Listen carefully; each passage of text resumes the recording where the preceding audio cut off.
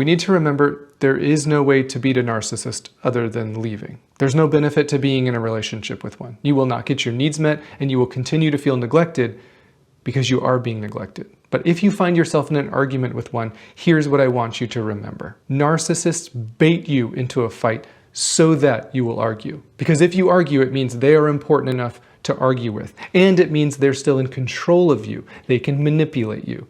We have to stop falling for that. See, they want you to get triggered and blow up because then they can call you crazy, can't they? That's exactly what happens. And then you end up spending the rest of the time apologizing to them. And you're right back to the same place you were before, confused, ashamed, exhausted, and hurt. So how do we fix it? The only way to beat them at their game is not to play. When they bait you, you don't take the bait. And this is hard to do, but it's essential for our own growth and maturity. Remember, we don't need to convince anyone else of our own worth. You are valuable and worthy of love and respect and kindness and consideration. You have to believe that before anyone else does. And I realize that's so difficult when you had parents who emotionally neglected you or dismissed you or treated you like you were a burden. I understand that, but I refuse to let your partner now treat you like that because it wasn't true then and it's not true now. You are lovable. You're not a burden. And I really want you to believe that in yourself too. Next, I want you to believe that nobody gets to disrespect or demean you or talk down to you. Nobody. Ever. Because you're way too valuable for that. So when it happens, I don't want you to default to engaging deeper, trying to convince someone else that your feelings matter. You know that's pointless because that never results in them feeling that way, does it? Instead, we need to realize we're fighting a losing battle.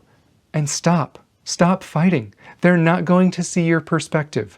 The way I see it, you have three options. One, anytime they disrespect you, you say, I'm leaving this conversation until you can speak to me with respect. And then you leave. That's the safest option and the one I highly recommend because I don't trust them not to hurt you emotionally or physically. Two, if you can't leave, try the gray rock method. Pretend that you're a gray rock. If someone yelled at a gray rock, it would just sit there like a gray rock does. Three, you can try calmly agreeing with them. Remember, I don't trust them not to hurt you, and you shouldn't either.